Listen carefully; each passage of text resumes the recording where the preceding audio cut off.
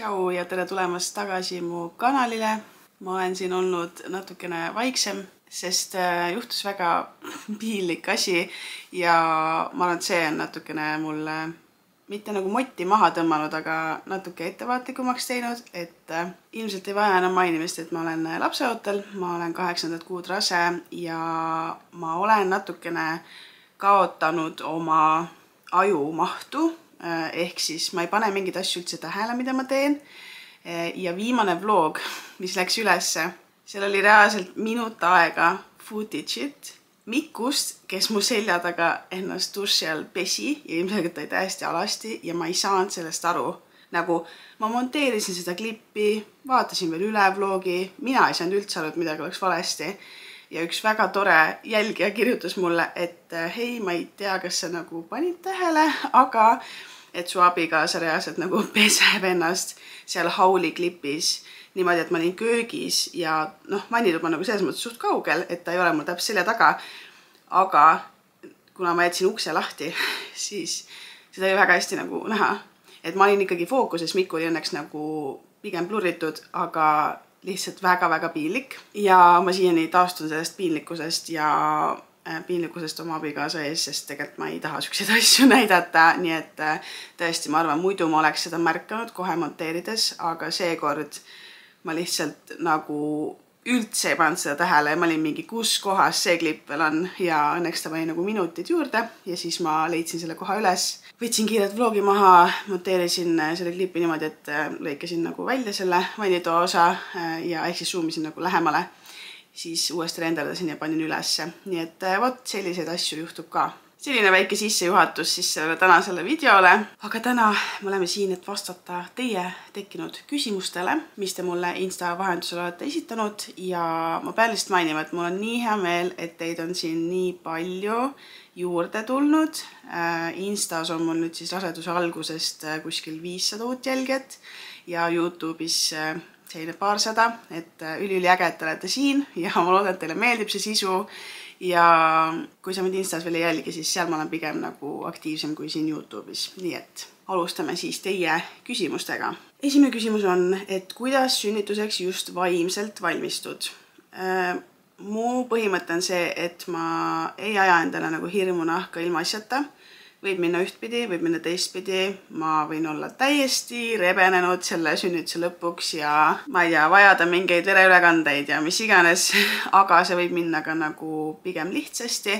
Et jah, räägitakse, et esmasünnitajatel on 100 häda ja umbes venib ja mis iganes, aga mina olen kõigeks valmis ja isegi kui keegi tuleb nagu oma mingid hirmujutte rääkima, siis ma olen lihtsalt mingi tore teada, aga see ei pea olema minu kogemus, nii et ma pigem võtan suht nagu rahulikult seda. Järgmine küsimus, kui palju kaalu on juurde tulnud mul pool rasedusest ja juba 6 kilogrammi õudne? Minul on kilosid juurde tulnud niimoodi, et 7. kuuks ma olin juurde võtnud 13 kilogrammi. Siis järgmiseks kohtumiseks ämmakaga ma suutsin 3 kilo alla võtta, aga ma ütlen teile, et mul on ka kust võtta, on ju. Sest ma jälgin ka veresuhkrut ja see paneb mind nagu rohkem oma toidu otsuseid läbi mõtlema.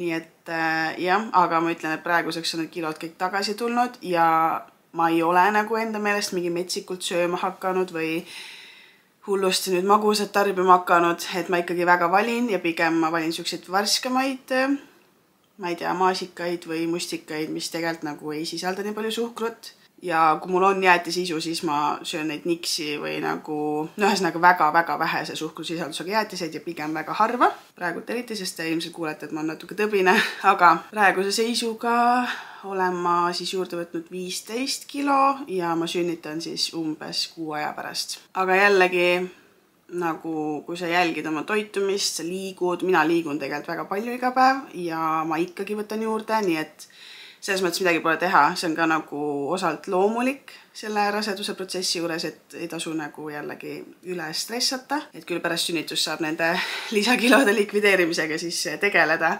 Et jah, jällegi mingi asi, mille pärast ma nagu väga palju ei muretse. Järgmine küsimus, mida sa kõige rohkem ootad beebi saabumisega ja mida kõige rohkem põed? Ma ootan kõige rohkem seda, et näha, millised emps ja paps minust ja Mikust saavad ja ma olen täiega elevil juba selle osas, sest ma näen, kuidas Miku on hoidnud minu õelapsi ja kuidas ta nagu nii väga armastab lapsi ja kuidas ta nii väga juba meie beebikest ootab, et jah, see teeb mind juba natuke emotsionaalseks.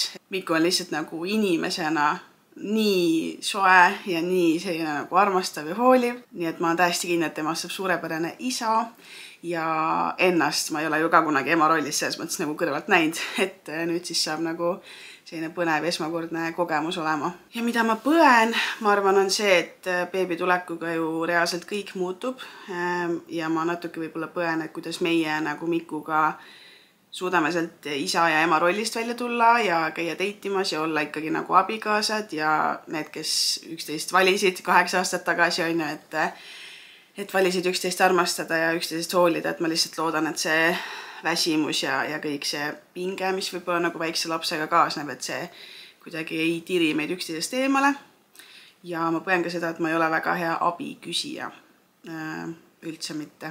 Ma küsin abi nagu viimases hädas. Nii et ma loodan, et ma lapse tulekuga nagu õpin seda natuke rohkem siis. Järgmine küsimus. Kas arstidelt on olnud negatiivseid märkusi seoses suurema kaaluga enne rasedust? Ma ei ütleks, et need nagu negatiivsed märkused oleks olnud, pigem sellised nagu manitsevad natuke, mis tegelikult on ju ka õige, et saab ju ka väiksema kehakaaluga elada, aga on nii läinud nagu on. Ja ma mäletan, et see esimene visiit kliinikumi günekoloogi juurde, ma ei olnud kunagi käinud kliinikumis günekoloogi juures ja ühesõnaga ta ütles mulle, et ta oli selline nagu vene naisterahvas, natuke vanem, väga otsekohase ütlemisega, siis ta ütles mulle, et dieeti vaja, et siis kui ma seal käisin visiidil, siis on ju, et septembrist hakkasin pihta selle teemaga, et mis värk on, et miks ma ei rasestu või miks ma ei rasestu ja siis olin seal günekoloogi bukis, ta vaatas mul üle seal kõik asjad ja siis lasi mind nagu alla selle masinaga ja siis patsutas mu kõhule ja siis ütles, et dieet vaja.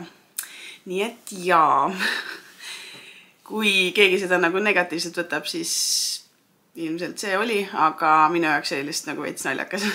Et ma tean ju ise ka, selles mõttes ma ei ole nagu pime, et kui ma peeglist vaatan, ma näen, et ma olen nagu natuke suurem, on ju. Ei ole päris see, mis ma tahaks, et ma ju tean ise ka, et tegelikult võiks alla võtta ja tema seda ütles. Selles mõttes ma olen nagu nõus sellega, aga muidu ei ole olnud. Ma ei ütleks küll, et keegi oleks kuidagi nagu näpuga näitanud või negatiivseid märkusi teinud ja ma arvan, et see ei ole ka nagu arstide töö kuidagi nõme olla, et pigem nagu siis suuniseid anda ja olla toeks. Järgmine küsimus, kas sinu haigla korraldab tutvumispäevi sünnitusosakonnaga? Mitte, et ma teaks. Minu meelest, meie lihtsalt teame seda, et me peame minema EMO kaudu sisse kliinikumist, sest see on ainuke uks, mis on 24/7 avatud. Ja kui seal ütled, et tulid sünnitama, siis läbid seal mingisuguse labürindi, nagu mu ämmakas ütles, ja jõuad liftini ja vajutad number 3 ja siis on juba sünnitusosakond ja siis sinna lähedki. Et selles mõttes enne mingit tutvumispäeva vähemalt mulle teadaolevalt ei ole. Siis küsiti veel, et kas oled personaliga rahul, kes sinuga tegelenud on? Ja igati rahul, ma olen nii tänulik, et meil on reaalselt nagu tasuta arstiabi. Et jah, see visiiditasu nüüd tõusis on ju, et 5 eurolt 20, aga nagu see oleks pidanud tegelikult ammu juba tõusma ja see on lihtsalt nagu, see oleks pidanud nagu aastate jooksul siis vaikselt tõusma võib-olla, et mitte nagu inimestes šokki tekitada, et 5 20, aga sellegi poolest jah, me maksame makse, et meil oleks on ju haigekassa või tervisekassa, mis iganes, aga see, kui professionaalsel tasemel see on ja et see on ikkagi sisuliselt tasuta, nagu tegelikult selle eest tuleb olla tänulik ja ma olen väga tänulik ja minuga tegelenud arstid on olnud igati toredad ja sõbralikud. Järgmine küsimus on selline, et mida sul veel vaja oleks enne beebi sündi? No see list on pikk. Ja ma arvan, ma oleks tegelikult ammu need asjad juba ära tellinud, aga nagu te teate, siis ma olen olnud augustist alates tegelikult töötu ja need rahavood võib-olla pole nagu kõige suuremad olnud, nii et me tegelikult olemegi siis sellepärast sisuliselt väga paljud asjad jätnud nagu hilisemaks ostmiseks, et minul hakkas nüüd siis üleeilsest emapuhkus, mis tähendab seda, et mu esimene emapalk tuleb juunis ja see tuleb küll siis 20. kuni 31. mai päevades, see on siis päevatasuga, aga see on siiski nagu selles mõttes tore summa, et sellist pole ammu mu kontole laekunud ja ma arvan, et siis selle eest nagu juuni alguses ostame veel mingi beebipesa ja vooditasku me ostsime ära, me lähme nüüd sellele siis juuni alguses Tallinnasse järele, siis beebivann, kus sees on ka kaal, selle ostame ka, siis turvahäll, Isofixi me ostsime ära, ühe müüdud neeru eest, nagu Isofix on reaalselt kallim kui turvahäll ja see on ebareaalne, aga no, seda on vaja. Ei hakka mina kuskil turvavööga kuskil mässama ja oma selga pooleks tegema. Pääsen panen selle listi lihtsalt siia nagu ekraanile, et siis saate aimu, mis meil veel nagu enam puudu on.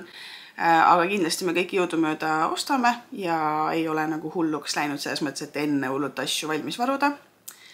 Ja väga-väga paljud asjad me oleme saanud tasuta, nagu väga paljud asjad, nii et sellest oleme ka väga tänulikud. Ja kui siin listis on mingi asi, mida sina oma beebiga ei kasutanud või ma ei tea, näed, et see on mõttetu, siis väga tore, sa ei pea mulle seda ütlema. Ma niikuinii ostan selle, sest ma tahan, see on minu esimene beebi, ma tahan ära proovida, võib-olla talle ei meeldi need asjad või ma ei tea, see öökaru või muuni, see ööloom on ju või White Noise ei meeldi või mis iganes või ma ei tea, talle ei meeldi vankris olla. No ühesõnaga, küll ma ise katsetan ja vaatan. Iga laps on erinev ja ma pigem nagu panen selle lihtsalt nagu küsimuse vastusena siia, mitte info kogumise eesmärgil. Nii et aitäh, kui sa pigem ei väljenda oma arvamust, sellepärast, et see ei muuda midagi ja ma ütlen teile ausalt, et mu Insta postkast on nagu täis neid arvamusi ja ma suhtlen seal inimestega igapäevaselt, et loodan, ma ei kõla kuidagi nagu ebaviisakalt, aga lihtsalt jah, et igal inimesel on oma arvamus, igal inimesel on oma kogemus, see on väga fine, aga siinkohal ma pigem nagu ei küsi arvamust, vaid lihtsalt siis jagan, mis meil veel puudu on. Siis küsiti, et kuidas ennast praegu tunned. No ütleme nii, et esimest korda selle raseduse jooksul ma olen haigeks jäänud. Ma olen külma saanud, ma käisin üks õhtu vihmaga jalutamas ja ma tundsin tegelikult, et natuke külm on, aga mul on ka nagu igas olukorras nii palav, et ma ei saa salli kanda, ma ei saa nagu jopet eest kinni panna, sest ma lihtsalt hakkan nii hullult higistama ja see on teistpidi halb, on ju. Et igal juhul võib-olla ei ole nagu parim enesetunne praegu, mul on kurk väga valus ja mul on nohu ja umbes 6 aega tagasi tekkisid mul ka kõrvetised, nüüd viimased nädalad ei ole olnud neid, mis on väga tore. Aga selline ravim nagu Renni on minul väga hästi aitanud. Mis veel? Mul on retsid, venitusarmid nagu retsid, põhimõtteliselt üle terve kõhu. Ja see on natuke hirmutav, aga ma tean, et see on nagu siuke emalõvi märk siis on ju. Et ma proovin nagu positiivselt näha seda, aga neid on ikka ja väga palju. Mul on ka jätkuvalt migreenid, aga siin on nende kohta küsimus ka, nii et ma siis selle migreeni teema kohta jagan nagu järgnevas osas, kus see migreeni küsimus sisse tuleb. Aga pigem võiks öelda, et ma tunnen ennast hästi, ma jaksan liigutada, ma jaksan trennis käia, mul on hetkel 34. nädal, ehk siis 8 kuu rasedust. Ja tegelikult selle nagu perioodi kohta siis mul on väga hästi. Siis küsiti, et kas ma haiglakotti ka juba planeerin. Ausalt öeldes ei. Aga vaikselt küll, vaikselt uurin, mis seal olema peaks, et selles mõttes nagu hästi-hästi tasapisi panen kokku oma seda nimekirja. Küsiti, et kas teile mähkimislaud ka tuleb? Jaa, muidugi, meil on see juba olemas, see oli mu beebibio kingi listis ja see õnneks kingiti meile. Nii et mähkimislaud on meil täitsa olemas või noh, see alus siis. Küsis veel, et kas kardad sünnitust? Ei karda.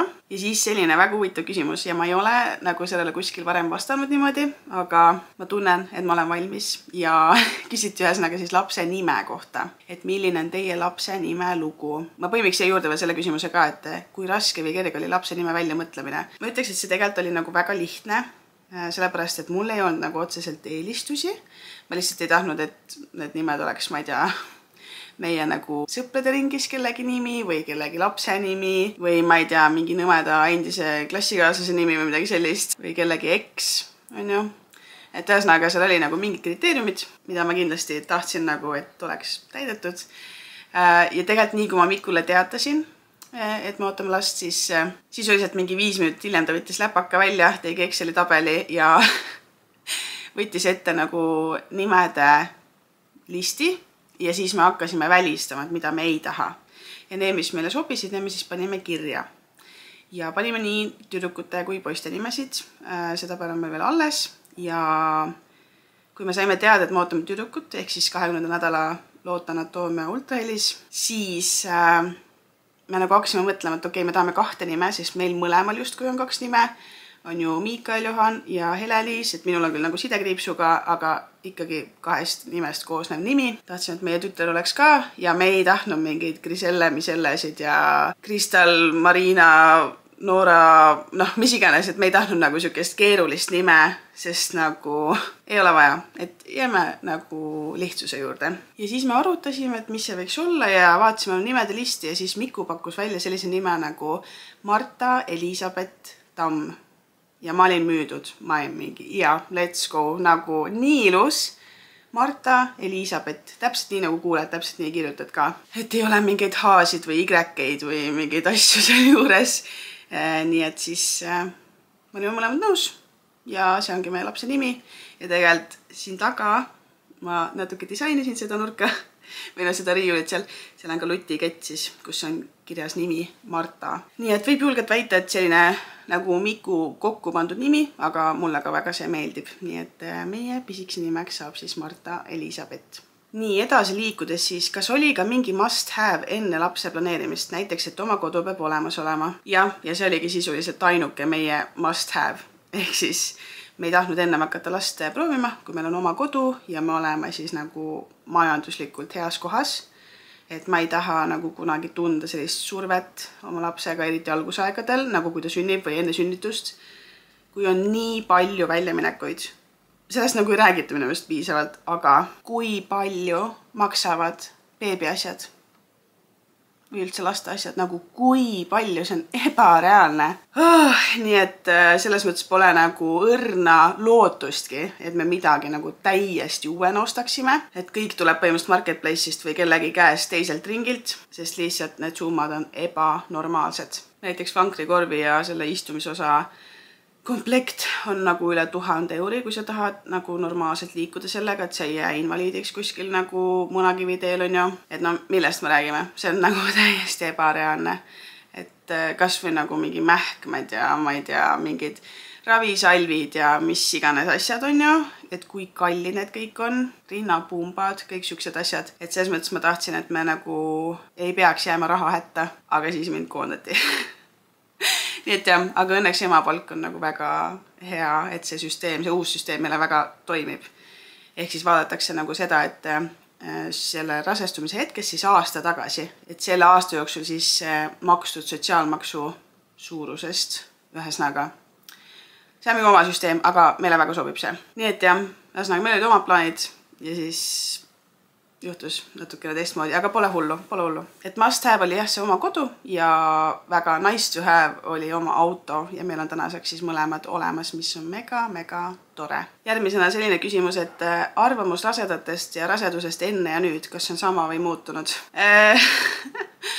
Ma arvasin, et see mom brain või nagu raseda aju on väga ülepaisutatud. Ja ma võin teile öelda, et ma olen nii hästi saanud oma sõnu süüa. Need maitsevad väga hästi. Mom brain on päris asi.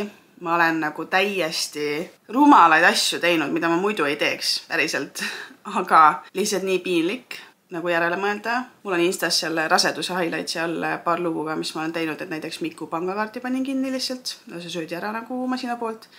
Siis me läksime valesse kohta kontserdile. No ühesõnaga nagu nii palju asju lihtsalt, mille üle on nii piinlik, aga see on raseda aju, midagi pole teha. Ja siis ma veel arvasin, et see raseda nagu hormoonide teema või see emotsionaalsus, et see on ka nagu, võib-olla nagu veits kuidagi, et aetakse nagu raseduse kaela. Aga see on ebanormaalne. Kui palju ma olen nutnud selle raseduse jooksul täiesti suvaliste asjade peale. See võib olla mingi väike armas video, see võib olla kellegi väike armas kommentaar, see võib olla mingi kurb video, See võib olla Miku, kes ütles natuke vale tooniga midagi ja ma lihtsalt hakkan nutma. Või kõnnin kodust ära ja olen mega vihane ja nagu jaa, ühesõnaga raseda hormoonid on päris asjad, ma ütlen teile. Lihtsalt tagantjärgi mõelda on nagu veits süke. Jah, kahju on Mikust, aga noh, mis teha. Eks ole, see tema DNA ka siin kõhus on ju, et selles mõttes päris hull värk on see hormoonide teema. Siis küsiti migreeni kohta, et kas oled saanud migreeni kontrolli alla ja vastus on kahjuks ei. Kuklanärvi blokaad ei mõjunud mulle, nii nagu ta oleks pidanud ja ma lähen nüüd 5 päeva pärast uuesti saama seda sama protseduuri. Ehk siis ma ei ütleks, et see on kukal, et see ei ole nagu siin, vaid ta on siin nagu peal ikkagi, pea peal. Sinna siis tuleb 3 süsti suure nõelaga. Ja ma ütlen teile ausalt, et mul on isegi nagu soodsam teha ära see protseduur, kui krõmsutada paratsetamooli. Need ravimid kokku on mingi 6 euri. Protseduur ise on tasuta, sest nagu ma olen rase on ju. Ehk siis ma ei maksa ka visiiditasusid mitte kuskil. Nii et lähme siis saame uuesti omale kuklanärvi blokaadi. Et ühesõnaga kahjuks mulle see ei mõjunud nii, nagu ta oleks võinud. Järgmine küsimus. Sain just täna triibud ja ei tea kohe, mida peale hakata. Kas kasutad ka rasedusäppi ja millist? Esiteks palju õnne. Nii tore. Ma loodan, et sa oled ise ka elevil. Et ma kujutan ette, et see esialgne šokk on nagu suur, isegi kui sa oled seda väga oodanud. Ja kui ei ole oodanud, siis on veel suurem šokk. Aga tõesti palju õnne. Nii tore. Ei tea, mida peale hakata. Ma arvan, et nüüdseks sa juba tead, sest et see küsimus tuli juba mõned nädalad tagasi. Et ma loodan, et sul on nagu tugivõrgustik, kellele jagada seda toledat sõnumit ja et nad rõõmustavad sinuga koos, et see on nii suur asi, et keegi on sama elevil kui sina. Rasedusäppidest ma kasutan Kaara äppi, see on Eesti enda siis äpp ja kasutan tasuta versiooni. Ehk siis, et ma pole näinud põhjust maksta selle äppi eest, et juba see tasuta versioon on väga okei. Nii et jah, Kaara äppi kasutan ja olen täitsa rahul. Küsiti ka seda, et kas olete mõelnud, mis saab siis, kui näiteks tuleb välja, et beebil on kasside vastu allergia. Ja ma olen igasuguste mõtetega oma peas mänginud, aga see on jällegi mingisugune hirm, millel tegelikult nagu pole alust ju veel. Et kui see olukord tekib, küll ma siis mõtlen selle peale, aga hetkel, ma ei tea, ma ei ole nagu väga sellest mõttest kaugemale läinud, et ei ole nagu pointi ennast kuidagi stressi ajada asjadest, mis tegelikult ei ole veel juhtunud. Ja võib-olla tal ei olegi allergiat või nagu ma ei jaksa oma pead vaevata selliste mõtetega, mis ei pruugi kunagi täide minna. Siis uuriti veel, et kuidas Miku beebitulekuks valmis on, kas ta on põnevil või hirmul. Miku on tegelikult algusest peale on täiesti valmis, mina näen, et muidugi nagu hirmud on ka, et ikkagi nagu pead kellegi teise elu eest vastutama on ja kasvatama sellest inimesest nagu enam-vähem normaalse kodaniku, et ma arvan, meil mõlemal on nagu siuke väike hirmu võdin sees. Aga veel rohkem me oleme elevil ja Miku ka on täiega elevil ja lihtsalt meestel on see, et nemad ju ei tunne nagu neid liigutusi või et keegi siin nagu jalgadega peksab siit seestpoolt on ja et meestel ei ole nagu sellist kontakti võib-olla, aga seda ei saa ka nagu pahaks panna. Et tema jaoks on nagu, kui Marta siit välja tuleb, et siis see on nagu real deal vaata. Ja praegult on nagu tore, et keegi elab siin sees ja varsti tuleb välja, aga et see ei ole nagu reaalsus enne, kui ta on päriselt väljas. Et ma arvan, et siis tekib see päris klapp ka. Järgmine küsimus, mis on midagi raseduse juures, mida sa üldse ette ei osanud näha või aimata? Ma ei teagi, kas on, aga ma võib-olla lootsin, et nagu rasedus võtab mu peavalud ära, aga selle asemel mul on nad hoopis intensiivistunud. Et see on võib-olla üks asi. Ja teine asi on see, et mingid sõbrannad nagu natuke kaovad ümbert ära. Et selles mõttes ma täiesti mõistan, ma olen ju täiesti teises nagu eluetapis kui see inimene, kes ei ole lapseootel. Et kui ma päris aus olen, siis sellest on nagu kahju ja et võib-olla mõned sõprused on kuidagi nagu tuhmunud või jäänud tahaplaanile. Ja mul on kahju, et see nii on. Aga mul ei ole ka jaksu nagu otseselt tegeleda sellega. Et mina ei ole nagu kedagi ära tõrjunud, aga lihtsalt jah, mingid sõprused kahjuks on kuidagi nagu jäänud siis kaugemale või kaugemaks, millest on kahju, aga ma loodan, et nad ikkagi taastuvad. Siis küsiti veresuhkru kohta. No see on siuke lappes teema natuke, et mõni päev on väga okei, mõni päev on täiesti lappes. Ja mõni päev on niimoodi, et õhtul, ma söön õhtusöögi ära, siis ma mõõdan ju 2 tundi pärast sööki on ju täiesti okei. rohkem midagi ei söö ja siis hommikuks mul on jälle kõrgem veresuhkur. Et minu ravi siis praeguseks on nii kaugel, et ma ikkagi hommikul õhtul mõõdan veresuhkrut ja nüüdseks ma võtan siis nagu 2 korda 3 tabletti päeval metformiini, ehk siis 3 hommikul ja 3 õhtul. Alustasin 1-ga, siis läksime 2 peale, nüüd ma olen siis 3 peal. Et see on selline maksimum kogus ja mul on nüüd siis juuni alguses arst ka, sisehaiguste arst, kes siis Eestis nagu neid metformiini juhendeid kirjutab. Nii et saame näha, mis veel teha annab, et see veresuhkur siis normi saada ja ma väga loodan, et pärast sünnitamist mul enam ei ole sellega teemat. Järgmine küsimus, kas toitud raseduse ajal kuidagi teisiti, kas võtad mingeid vitamiine või toidulisandeid? Ma ei ütleks, et ma teisiti toitun. No esimene trimester ma ei söönudki väga midagi, sest mul vist nii halb olla on ju.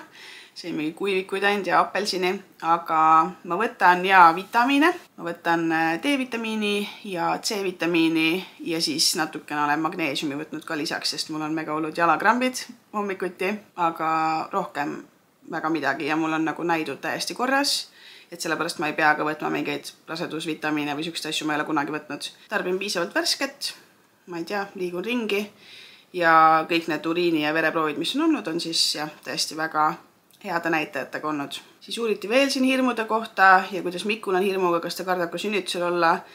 No ta ei tea ju mida oodata selles mõttes. Ma arvan, et ta ei karda veel, aga kui ta näeb mind seal valudes ja kuuleb karjumas, siis võib-olla väike hirmujudin käib ikka läbi. Aga ei, ta on nii tugev mees, et ma arvan, et ta ei karda seda. Küsiti veel, et kas oled kogenud rasedusaegset ärevust ja kuidas toime tulla? Ei ole otseselt. Selles mõttes ma olen nagu väga kaitsev, kui ma näiteks olen roolis. Rasedusaegne nagu rage, ehk siis nagu viha, seda on küll, jaa, seda on ja eriti roolis olles. Et kui keegi teeb nagu mingi mõtlematu manöövri või kuidagi sööstab ette või on siuke nagu lihtsalt nõme juht liikluses, siis ma ikka lähen suht kettasse. Sest ma ei ole siin autos üksinda, on ju. Siin on üks väike kodanik ka kõhus. Ma veel endaga nagu saan hakkama, on ju, kui ma pean haiglas olema, aga mis nagu kõhubeebis saab, on ju. Ja eriti kui ta ära sünnib ja mul see turvahallis, siis ma arvan, ma olen eriti nagu emalõvi. Aga jah, et ma arvan, et viha ma olen küll kogenud ja ma täiega räägin omaette autos nagu, kui ma pahandan kellegagi autojuhtidest, et see on veits siuke võib-olla naljakas nagu kõrvalt jälgida. Aga otseselt sellist ärevust mul küll pole olnud. Siis küsiti, et kuidas sa said aru, et oled lapseks valmis? No tegelikult see algas juba ju enne seda, kui ma Mikuga üldse abiellusin. Et ilmselgelt ma ju teadsin, et ma seon ennast Mikuga terveks eluks, see on pühendumine, see on otsus. Mõlemad me teadsime, et me tahame lapsi saada, selle eest ka palvetati meie laulatusel ja see on nii armas. Et ma arvan, et see otsus oli tehtud juba nagu enne abiellumist. Ilmselgelt me ju tahame pere luua või nagu tahtsime pere luua, aga me teadsime, et seda ei juhtu lähima 5 aasta jooksul, sest esiteks me ei saanud osta oma kodu, meil ei olnud mingeid ärandusi, mis lihtsalt kuidagi oleks sülle sadanud või kellegi vanaema, tädi, onu, venna, poeg kuskil oleks mingi korteri meile andnud. Me olime mõlemad tudengid sellel hetkel, kui me abiellusime, et selles mõttes me olime nagu väga realistlikud, et me teadsime, et vähemalt 5 aastat läheb aega, kuniks me saame siis oma kodu ja siis võib mõelda nagu laste saamisele. Ja põhimõtteliselt täpselt niimoodi läkski. Ehk siis täpselt enne 5. pulma aastapäeva paar kuud me hakkasime proovima last saada. Ei õnnestunud, läksin arstide juurde, sain abi ja jäin rasedaks. Et selles mõttes nagu see lapse saamise otsus oli juba ammu, et lihtsalt me pidime nagu finantsiliselt vaatama, et kuidas oleks kõige mõistlikum või millal oleks kõige mõistlikum. Ja sellise mehe kõrval nagu Miku, ma ei tea, mul ei olnud nagu kordagi mingit sükest nagu äkki ikkagi veel mitte, et mul ei ole nagu kordagi olnud sellist kahtluse momenti. Et ma arvan, kui su kõrval on nagu õige inimene, et abielus, see on nagu kindel suhe, sa tead, et sa saad alati selle inimese peale kindlaks jääda, siis ma arvan, et seal ei olegi nagu rohkemat vaja. Et mina tunnen küll, et me mõlemad oleme 100% valmis Marta tulekuks. Järgmine küsimus, kus või kelle juures lasid läkaküha vaktsineerida ja kelle poole peaks pöörduma? Ma arvan, et selle kohta oskab su ämmaemand kõige paremat nõu anda. Mina plaanisin minna läkaküha vastu vaktsineerima, aga ma lihtsalt nagu laiskusest pole läinud, ausalt öeldes, et tegelikult peaks minema ja ma tean, et ma loodan, ma ei eksi nüüd, kas äkki Confido taskukeskuses tööpäeva õhtuti siis 5-7 vist elava järjekorra alusel võetakse neid rasedaid ja saab minna vaktsineerima. Vähemalt minu ämmaemand niimoodi ütles, ma loodan, et ma mäletan need asju õigesti. Siis küsiti, et kuidas sa end imetamise osas tunned. Natuke kahtlevalt. Ma arvan, natuke nagu kardan seda. Kui on üldse mingi asi, mida ma kardan selle sünnituse protsessi juures ja mis seal järgneb, et ma arvan, et imetamise osas ma ei tunne ennast kõige kindlamalt. Ma kardan seda valu natuke, aga peab kuidagi hakkama saama. Nii, ma pidin kiire pausi tegema ja natuke oma kaamera akut laadima, sest ma ei ole veel jõudnud sellele asendusakut tellida või lisaakut siis. Nii et natuke sai laadida, teeme kiiresti küsimused lõpuni. Nii et siis järgmine küsimus. Kõige parem nõuanne, mis sõpradelt tuttavatelt saanud oled raseduse või beebinduse teemadel? Ma arvan, et kõige parem nõuanne on see, et sa ei annagi nõuandeid. Et selles mõttes ma olen kuulnud väga vähe nõuandeid, millest päriselt on kasu. Et pigem üritatakse hirmutada või et oota ainult või naudi veel praegu või maga veel praegu nii palju kui saad. Ma ei maga enam ammu.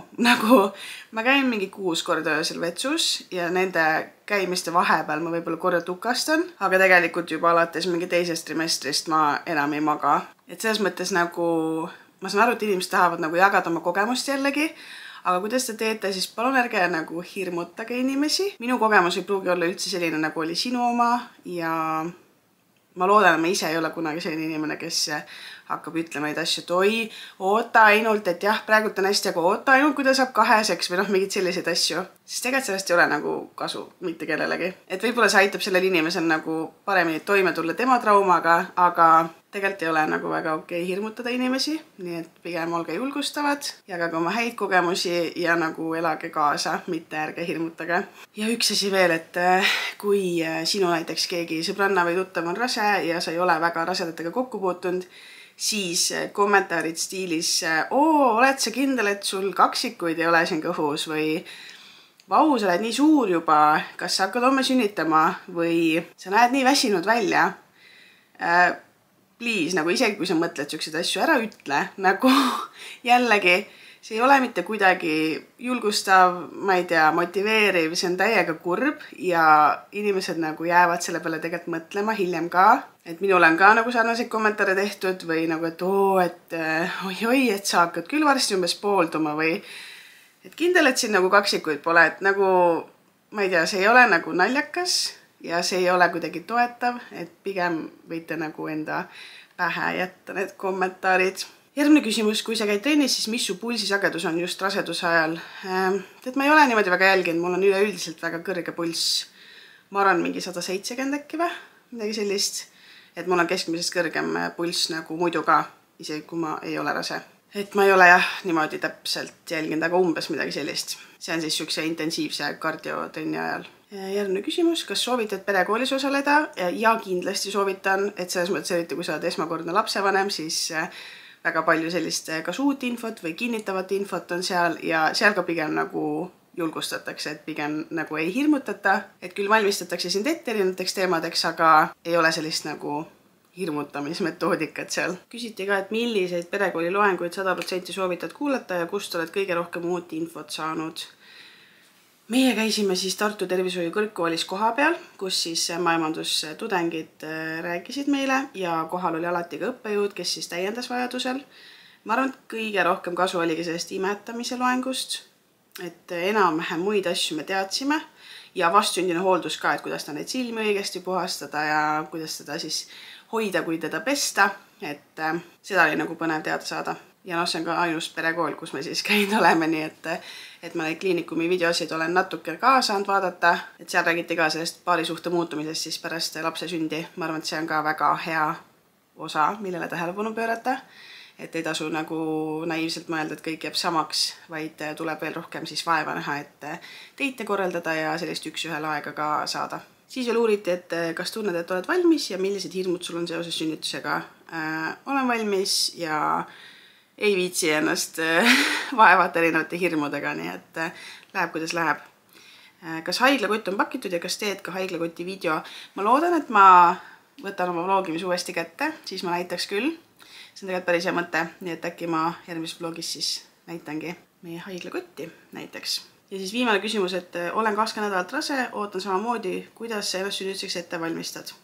jällegi palju õnne ja ette valmistanud, ma arvan, et ongi see, et me läbisime perekooli, et me oleme nagu teadlikumad kui varem ja ma arvan, et nagu beebiasjad on olemas, siin on siis see Marta kapp, kus on riideid ja igasugu nibukaitsmed ja sidemed ja lutid ja lutipudelid ja kõik asjad valmis varutud. Nii et ma arvan, et selles mõttes hätta me ei jää ja mind lohutab täiega mõte, et kui on vaja mingit inhalaatorit või ma ei tea, kiiresti mingit beebiga seotud asja, siis tegelikult nagu Tartus vähemalt ja Tallinnas ma tean ka, on 24/7 avatud Prisma ja seal on põhimõtteliselt kõike. Nii et ei pea nagu hullumeelselt endale kõike kokku krabama. Võib-olla mingeid asju ei lähegi kunagi vaja. Nii et pigem ma lihtsalt varun üsna minimaalselt ja alati saab ju juurde osta. Nii et see on meie selline taktika. Vot, ja need olidki kõik teie küsimused. Ma väga tänan teid nende küsimuste eest. Ma loodan, et ma vastasin kõikidele. Kui ei, siis sa võid siia kommentaari panna ja ma vastan siin.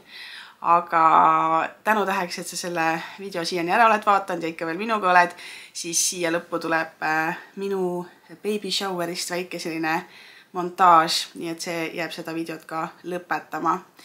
Nii et veel kord aitäh sulle ja näeme juba vlogis, ehk siis järgmises videos.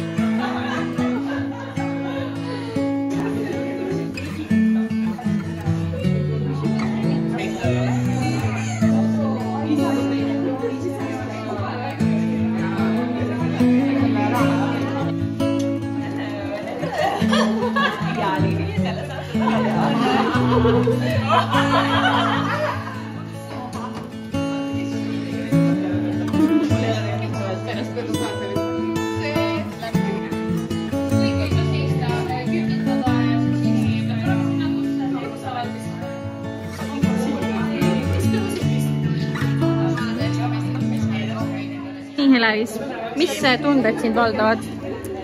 Väga ülevad ja kui ma siia jõudsin, siis ma juba nutsin. Ma nutsin juba autosid nähes ja juba siia tulles ja mõeldes seda tänase päeva peale. Ja ma väga-väga tänulik ja väga õnnelik ja väga hoidnud. Sa oled väga ilus ka, ma natuke näitan. Ilus! Mis te siin joote? Cappuccino kokteil. Ja, Merin Pilli ise tegi selle. Ja see on täitsa nagu barista töövääriline.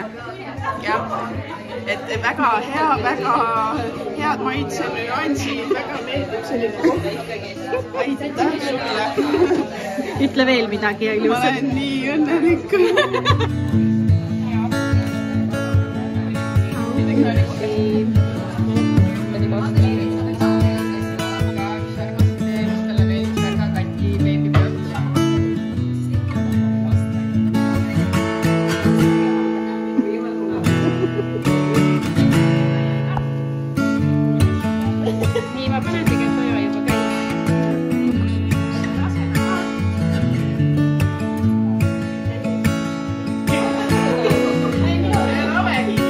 Ha ha ha ha!